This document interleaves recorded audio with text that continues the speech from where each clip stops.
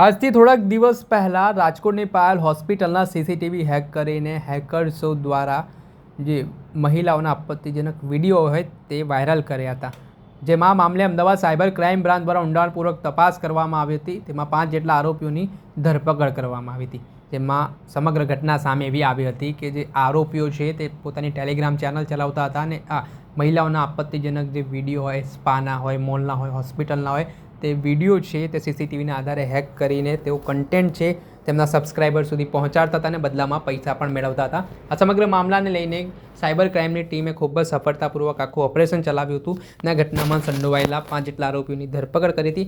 ત્યારબાદ અમદાવાદ સાયબર ક્રાઇમને વધુ એક સફળતા હાથ લાગી છે, જેમાં રોહિત સિસોદિયા નામના આરોપીની દિલ્હીથી ધરપકડ કરવામાં આવી છે અને તેના પણ 6 દિવસના રિમાન્ડ મેળવવામાં આવ્યા છે।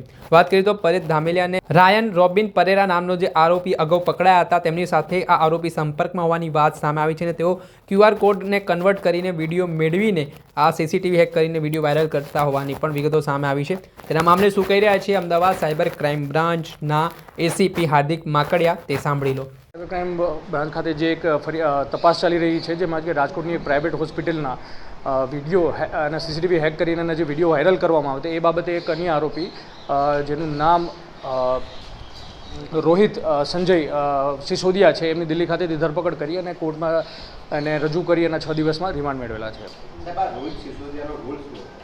આ રોહિત સિસોદિયા છે, આની પહેલાં જે પકડાયેલા આરોપી છે, જેમ કે એક છે કે પરેશ ધામેલિયા અને એક બીજા આરોપી જે છે જે રાયન રોબિન પરેરા, એમની સાથે સંપર્કમાં હતા અને એમની પાસેથી જે આગળના 2 આરોપીઓ છે એ પોતે સીસીટીવી હેક કરતા હતા અને એમની પાસેથી આ એમના ફૂટેજ મેળવતા હતા અને આ ફૂટેજને એ QR કોડમાં કન્વર્ટ કરીને ટેલિગ્રામમાં વેચતા હતા। અને આ જ એક જે QR કોડ છે, આની પહેલાં જે પકડાયેલા આરોપી છે જે પ્રજ્વલ તેલી છે, એમને QR કોડ મેળવીને જે અન્ય અલગ અલગ યુટ્યુબ ચેનલ અને ટેલિગ્રામ ચેનલ છે એમાં અપલોડ કરવામાં આવેલા હતા।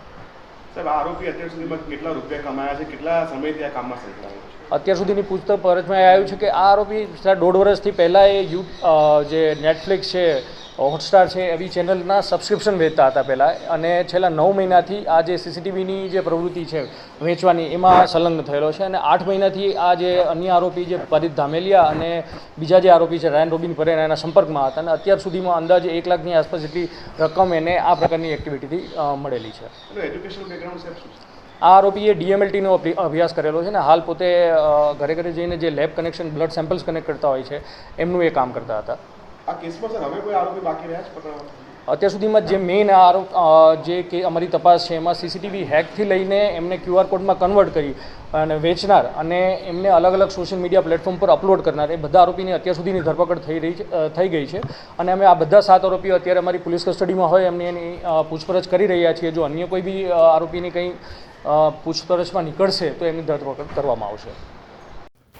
આપણે સાંભળ્યા હતા અમદાવાદ સાયબર ક્રાઇમ બ્રાન્ચના એસીપી હાર્દિક માકડિયા। તેમણે કહ્યું છે કે આરોપી જે હાલ પકડાયો છે રોહિત સિસોદિયા, તે 1.5 વર્ષ પહેલાં નેટફ્લિક્સ અને હોટસ્ટાર જેવી જે વેબસાઇટ્સ છે તેમાં સબસ્ક્રાઈબર વેચતા હોવાની વિગતો સામે આવી છે। 8 મહિનાથી તે પરેશ ધામેલિયા અને રાયન રોબિન પરેરાના સંપર્કમાં આવ્યો હતો અને તે આ હેકર્સ દ્વારા જે વિડીયો છે તે લેવામાં આવતા હતા તે કન્વર્ટ કરીને તે ટેલિગ્રામ ચેનલ ઉપર મૂકીને વેચતો હતો અને અંદાજિત તેણે 1 લાખ રૂપિયા જેટલી આવક પણ કરી છે। હાલ જે આ ઘટનામાં સંડોવાયેલા તમામ એક બાદ એક આરોપીઓની ધરપકડ અમદાવાદ સાયબર ક્રાઇમ બ્રાન્ચ દ્વારા કરવામાં આવી રહી છે। દર્શક મિત્રો, એન કવરેજ ન્યૂઝને આપ લાઈક કરી લો, સબસ્ક્રાઇબ કરી લો અને શેર કરવાનું ભૂલતા નહીં।